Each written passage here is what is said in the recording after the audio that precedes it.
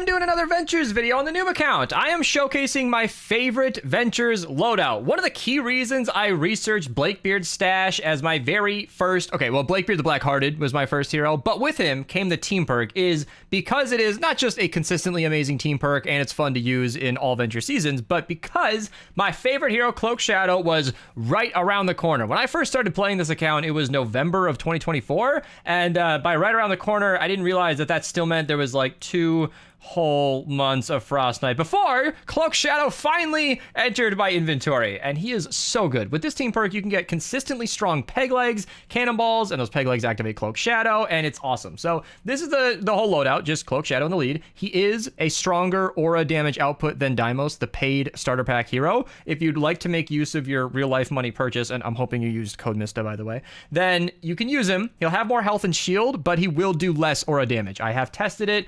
Cloaked Shadow is stronger for what we're doing, so I'm just letting that be known. Going Coconuts activates the team perk and gives a 16% damage bonus to the coconut. Swab the duck does more damage to with clubs.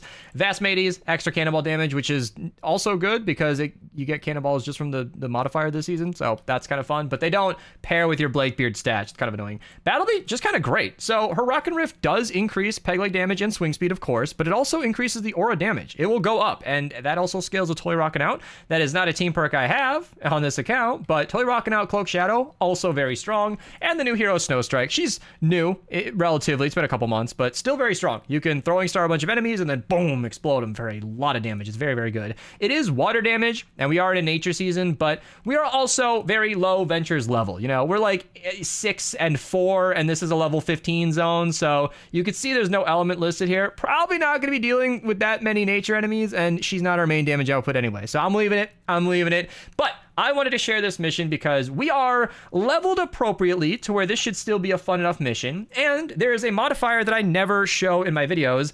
Ninjas do more damage. Now, I have never shown these in my videos consistently for a couple of reasons. One, I like to show 4-player missions. I think those are higher intensity, more enemies, stronger, better, more interesting of a video. And I don't like to over-represent a loadout, but this is a loadout I've shown before. I'll warn you that ninjas doing more damage means everything you're about to see is this loadout being a lot stronger than it normally should be, but isn't that just more fun? Like, why not, right? So let's go crush a 15 zone with a modifier that makes my favorite loadout even better. All right, I'm thinking I should target encampments because I feel like I'm going to get 1 kill and everybody spread out anyway. They all ran away from me. But yeah, 2-shotting enemies, super easy. Something I absolutely need to work on this account, I'm so sorry, you guys. Every time I play on the noob account, I'm always doing ventures or events. I have not gotten far enough in the storyline to unlock a hoverboard. So yeah, as soon as I'm done having my fun with Ventures and Horde this season, maybe even before Horde, because Horde would love a hoverboard. I don't even have directional pads. I need to work on that. I need to go do my Storm Shield defenses and get that taken care of. That being said, though, I found a boar, and these things are great. I mentioned this in a recent Ventures video, but I need to start embracing animals more in this game, because boars are really good for farming. They just, well, not really good, but, you know, they do get you extra loot sometimes. And look at this mobility. Like, who needs a hoverboard? You can run around with this thing. Now, that's not exactly going to be accessible in Horde, but, you know, it's an option. All right, I had to look far and wide for this, but I did eventually find a tiny little encampment. And you'll see why I love this build if you haven't already. Like, this is why. You get 1 kill, and everything around you just fades to dust. It is so satisfying. With that extra damage from the ninja, you're just insta-killing everything. Battle Beat kicks in, that increases the damage, and we got 1 enemy remaining, and I never even used Snowstrike. Kind of forgot that I had the shurikens. Easy cleanup. I love this. I love this loadout. I love it so much. I think that's it. I think that's the only encampment on this map. Man, yeah, that's one of the reasons I don't typically record in a 15 zone. I'll set up the defense. Let's get it going. Yeah, all right. Without more encampments and enemies standing around, we're just going to go for it. So what you're observing is actually one of the main reasons I don't record Ventures loadouts that fast. You know, every time I've ever done Ventures loadouts on this game, I've always been really late to the party because I feel like I can't get that interesting of a video until we're in the end game. And more than that, I can't get that good of a showcase until we're in the end game. So I struggle. You know, in the first few days of Ventures, when I'm grinding through my favorite loadouts, this is what happens. You know, you get a kill and they all die, and that's it. Wow, Blakebeard stash. I finally get to use my team perk. I'm so excited. Here we go. Get that, do that, do that. Perfect. Yeah, the peg legs do more than enough damage. And if you're ever wondering how I get, like, higher level or even supercharged peg legs, that is from your commander. So that's not going to be relevant in this game, of course, because I don't have a supercharged commander. But if you are in the end game or you're a higher power level player, that is where... No, you're in the end game. If you have a supercharged commander, you're in the end game. And that is how... Who is running that? Whose perk is that? Who's running Jingle Jess? Is that Jingle Jess or Jolly Headhunter? I think it's Headhunter because she was... Back in the day, used to do like some kind of headshot damage bonus, but yeah, teammates all in the stream, by the way, could you guys save me a Mist Monster if one spawns? If there's a Smasher, I want to try my hand at it because I want to see something worthy, and this is just how good this loadout is. I understand that we are in a, well, okay, low zone is relative because it is technically the highest zone anybody in this party can queue, but also, as you saw, we are enjoying a very big damage bonus. I don't know what exactly the modifier is. I believe ninjas do more damage would be like 50% more, but it doesn't really tell you, and it kind of doesn't matter. It's just more. You know, you're not really changing anything. You're not gonna not use a ninja, right? So the ideal scenario would be a mission we had recently where we had all the enemies going through one single funnel, and it was so perfect. We're not exactly going to be able to get that set up here, but with a wide spread out area like this, I think it just also shows how fun this build is. I use this as often as I can. I don't run in like the 160s so much, but I did mention with a totally rocking out build, you can use this loadout very effectively. It is actually viable. Maybe not Blakebeard's stash, because you can't use that and totally rocking out. Not without help from a teammate, I guess. But with a normal melee, like the ear splitter, making the enemies dance, you could use the Stormblade Critics Cause an Explosion. I used the Ravager in Horde on my channel recently. Check that video out if you haven't. I believe that was the very first Horde run we did. I ran it with the Ravager, and that one was funny because I felt like I was rediscovering the Ravager. I haven't used that Storm King's weapon in so long, and revisiting it with a strong loadout like this was very, very fun. And what happens is very similar to this, regardless of the power level. You get one kill on one basic enemy, and then just walk into everything and watch them die. Now, there is a team perk for increasing the length of time that you spend in Shadow Stands. I don't believe that's worth it. Endless Shadow is a team perk that exists, but you will lose so much damage from totally rocking out, so much consistency from Blakebeard's stash, that I just never see the real value in that. Let me do this. I want to block these enemies off, just so that while I'm standing over here, they potentially, yeah, come towards me. I want them to be more interested in me than the objective because, you know, while I do have teammates here and I'm not going to ask them to stand around doing nothing, oh, this is a bad example of this build being what it is. You know, any melee loadout ever is going to have an enemy walking slightly too fast away from you, but this is pretty much how it feels. Like, I want to lock down an area and just get as many as I can. It's so good. You get one kill. You're one kill. Everything around you is just, it's so satisfying. It's so satisfying. I love this build so much. I have ran this as my default build in almost every Venture season. You know, a lot of people have their default builds like minigun or something, and I don't blame you. That works really well.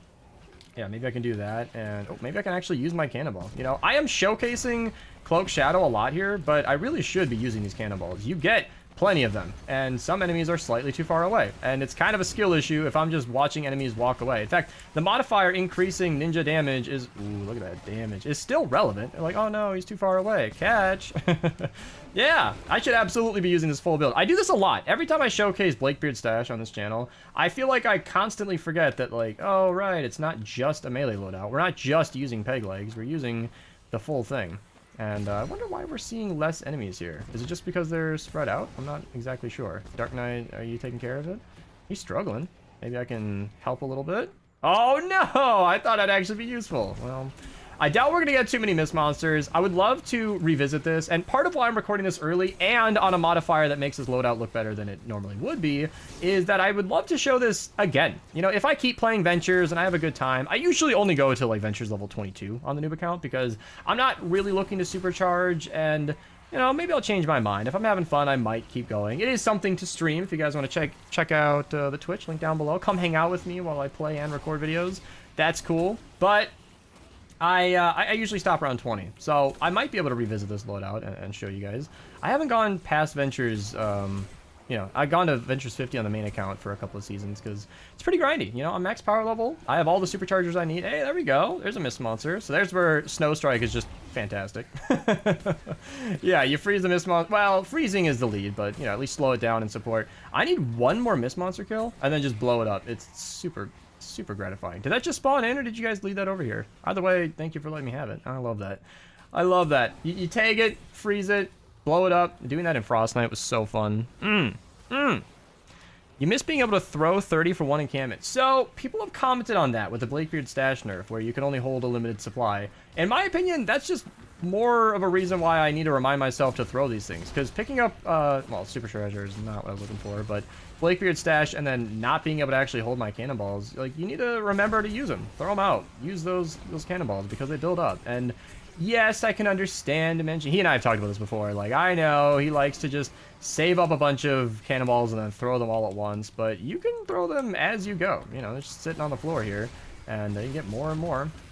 Ideally, you're getting more Blakebeard stash from the cannonballs you're throwing, and then it's an infinite loop leading to everything exploding, but, you know, I don't mind it. I really don't mind it. I've been a Blakebeard stash user and fan since a long time, and I've been a fan since. I feel like it has not affected my use of the perk pretty much at all. I mean, you know, a cap of 8 coconuts matters a little bit, and I could be using it for more damage. I think if there's anything everybody in this audience can agree with is that this build has not needed more damage in this loadout, in this game. I mean, we are 4 people actively playing with ninjas getting boosted damage, so I mean, it's not a lot. Here, I'll just use the launcher. Whoa, hey! I should show that as well. I might insta-kill everything, but I was using this pulverizer, and it was sending enemies to the moon. Here, let me show a little bit of this. Hey, I got like 8 minutes of showing off how awesome this build is. Look at this weapon! Pulverizer has such insane knockback that I was just sending enemies flying. Normally you would think the bouncy husk modifier would be a huge nerf for this perk, and it kind of is. In the end game, when I'm not one-shotting enemies, it is kind of a problem, but look at that. Isn't that just goofy? It's like sending it up in the air close to the turret and killing it in the sky. It's like, catch, there you go. Yeah, I'm not like a big fan of the bouncy husk modifier when it's sending enemies away from me. I want them to stay right where they are so that I can kill them. That is what I want, but that's pretty funny. I'm not gonna lie. You know what? If you're working with it, that's pretty cool. And of course, if you want to actually kill the targets, you can just switch back to your peg leg and get back to work. Back to work. Well, there's my showcase. I hope you guys enjoyed this. As you guys, you know, I like to do live com recordings sometimes when I'm feeling casual, and just wanted to showcase my favorite loadout in a very silly mission. So you can definitely I definitely recommend trying this in Ventures. This is not one of those I threw this together just because it was what I had noob account video. Like, no, this is pretty much exactly what I run on my main, just with weaker characters because they're not all leveled up, but considering the zone we're in, it doesn't matter at all. So that's it. Subscribe, like the video, noob account playlist down below, and I'm gonna have the Ventures loadouts for Scurvy Shills linked down below as well. There aren't that many because the modifier doesn't change too much, but it's there if you want it. So that's it. Like the video, subscribe. See you next time. Goodbye. Go get some ice cream.